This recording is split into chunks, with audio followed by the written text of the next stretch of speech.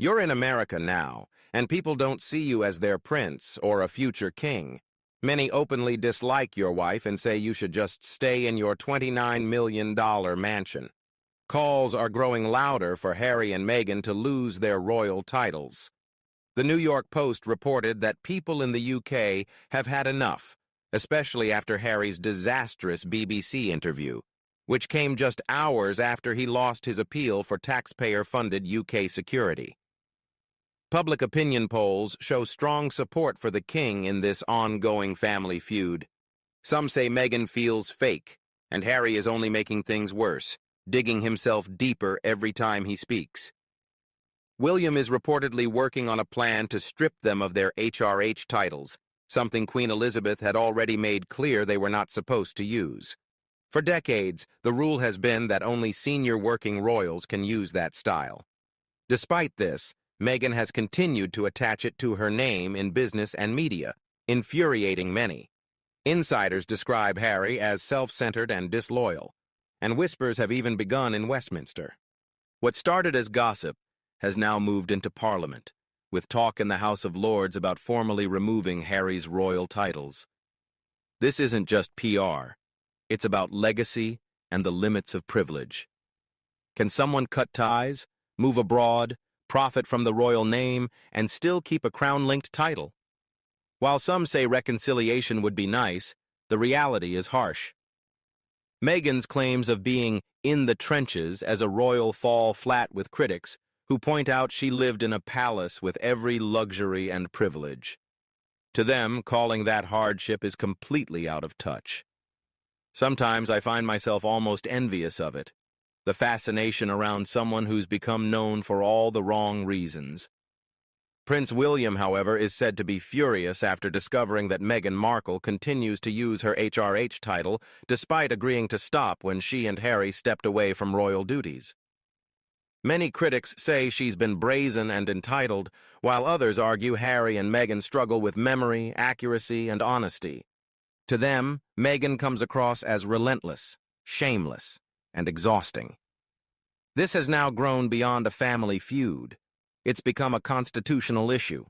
The once adored boy who walked behind Diana's coffin, the respected soldier prince, is now facing collapse, not through tabloids, but through Parliament. What started with Megxit has turned into a crisis of allegiance.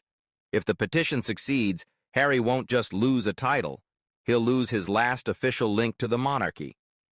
At first, it sounded impossible, like online clickbait, but it isn't.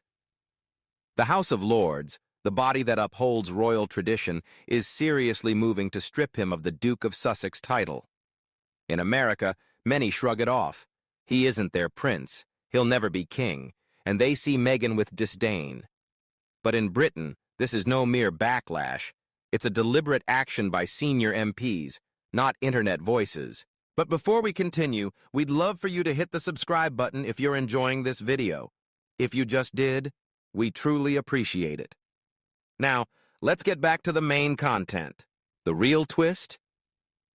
Harry himself is said to be livid. Not just irritated, but deeply enraged. That title is his golden ticket. It gives him influence in Hollywood, in business, and in every elite room he enters. Without it, he risks losing the aura that sets him apart. Observers say this is not a warning shot, but the first domino in the unraveling of Harry's royal identity. Charles is unlikely to drive this effort himself. He dislikes confrontation, and is still reeling from accusations of racism raised in Omid Scobie's book. But multiple MPs are pressing forward, and the petition has exploded. Tens of thousands have already signed within days.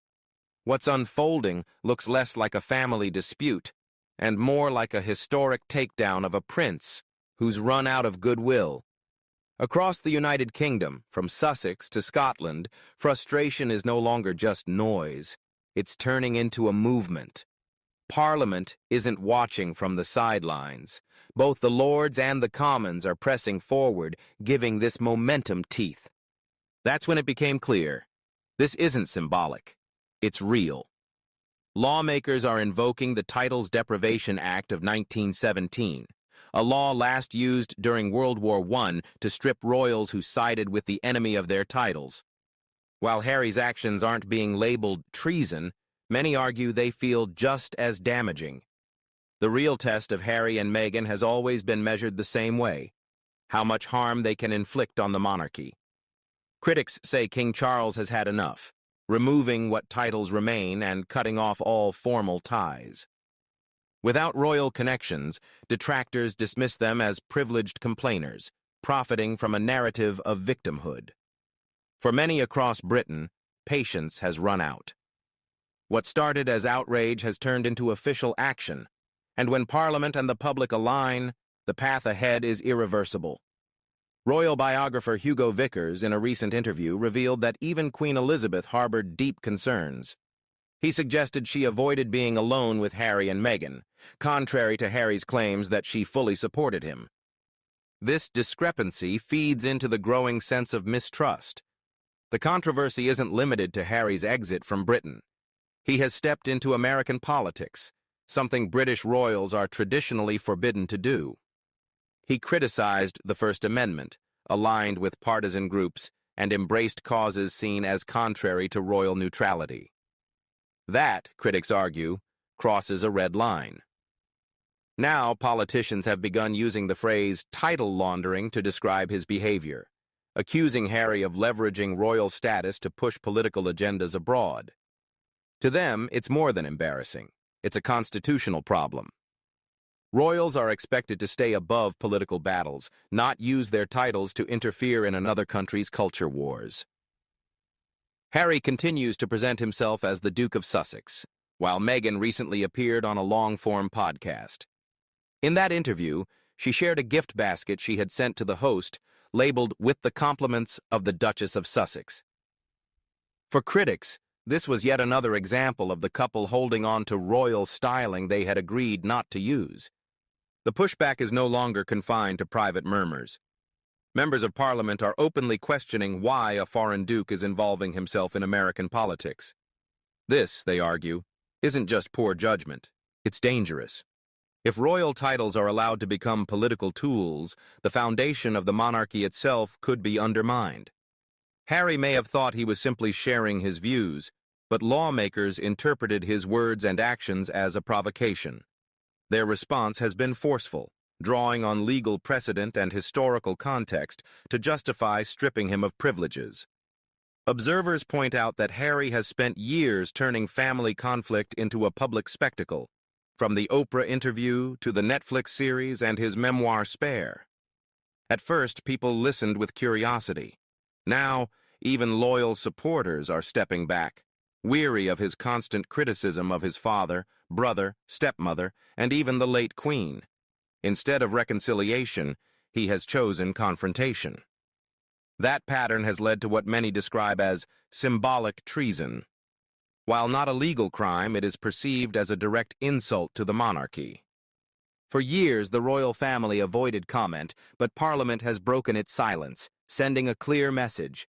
Harry cannot continue to profit from a royal title while publicly attacking the institution that gave it to him. Some frame this as a constitutional crisis, while others argue it is not. But one point is clear. The patience of Britain's political establishment has run out, and they are no longer willing to sit quietly while Harry undermines the monarchy from abroad. By circumstance, and with William and Catherine having 3 children, Harry slipped further from the line of succession. At the same time, his reputation in the United Kingdom has sharply declined. Recent polls show 62% of the public support stripping him of his title. Among older and more conservative voters, that figure rises to over 70%. Even Labour supporters, generally more forgiving, feel he has gone too far. A survey by Find Out Now revealed that the majority of the public stands with the king in this feud, especially after Harry's much-criticized BBC interview and his failed Court of Appeals challenge over UK security. But perhaps the most telling detail is that people in Sussex, his own dukedom, are signing the petition in large numbers. One elderly resident put it bluntly, "He does not represent us anymore. He represents himself." That single line captures the prevailing mood. While Harry may retain a following in America, at home he is seen as someone who abandoned the monarchy, attacked it, and still cashed in on its prestige. The British public is not rejecting him for leaving, but for leaving and then profiting from the crown he criticized. This isn't about one scandal, it's the cumulative effect of years of interviews, leaks, and media deals, all seemingly aimed at undermining the royal institution. Public opinion hasn't just shifted, it has collapsed. Many believe the people have spoken. Harry walked away, turned on them, and now must be cut off. Parliament isn't acting in isolation. It is channeling what has already become a groundswell of public anger. The Windsor family crisis deepened, not only because of Harry and Meghan's complaints of an unhappy, toxic environment, but also because of how they've turned their exit into a brand. Every deal they've signed, from Netflix and Spotify to children's books, leans on the Duke and Duchess of Sussex titles, not on their personal names. To critics, that proves they didn't retreat from royal life at all. They converted it into a business model. The royal label is everywhere, and that's no accident. It's a deliberate strategy, but the UK has reached its limit. Many people ask, when the rest of the world is struggling with rising costs, why are Harry and Meghan, living in California luxury, complaining about the very institution that gave them the titles they now monetize? To critics, their rhetoric about stepping back doesn't match their actions. They continue to market themselves as royals, even extending titles to their children. Commentators call this title trafficking, leveraging royal clout to sell books, shows, and a polished image while claiming independence. What some once saw as an exit now looks like a carefully executed branding plan. And Parliament has noticed. The message is clear. If you want fame and fortune, you should give up the crown. In Britain, titles aren't for marketing. They carry meaning and weight.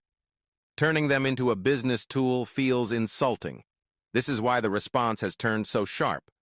Parliament is preparing action while Buckingham Palace remains silent. King Charles is deliberately keeping his distance, allowing the institution to handle matters so he doesn't appear as a father disciplining his son. William, meanwhile, is said to be quietly supportive.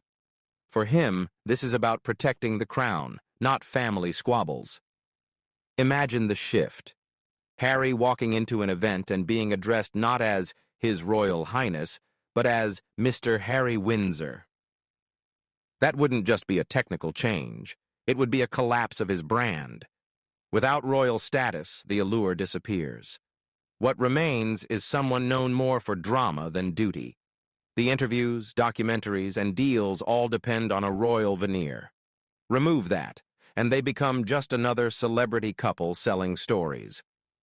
This isn't without precedent. In 1917, King George V stripped royals of their titles when they supported enemy nations. More recently, Prince Andrew lost his privileges in the wake of the Epstein scandal. The principle is straightforward. If you undermine the crown, you cannot carry its symbols. That's the stance Parliament is now taking. Many MPs insist Harry is no longer part of the national fabric, and the public mood suggests they are right. How can anyone undermine the monarchy, profit from its prestige, and still keep the titles? That's the question now shaping events. Parliament holds the authority, and with public support behind them, they are moving forward. This won't end with tabloid drama. It will unfold in centuries-old chambers through paperwork, quiet ballots, and legal motions carrying the weight of history. If those titles are taken away, the fairy tale disappears with them. The sparkle fades. The illusion shatters. Harry may soon discover that once you walk away from the crown, you cannot keep its jewels. After years of interviews, memoirs, podcasts, and lawsuits, the institution he mocked is striking back with something money cannot buy: legitimacy. This isn't just about leaving. He burned the bridge and then tried to sell the ashes. Now the system is responding with finality. Without the title, he isn't a prince or a hero, just Harry, a name losing relevance. What was meant to be a global platform risks collapsing into irrelevance. The petition, then, is more than paperwork. It is a decisive moment, not driven by headlines, but by the very establishment he once represented.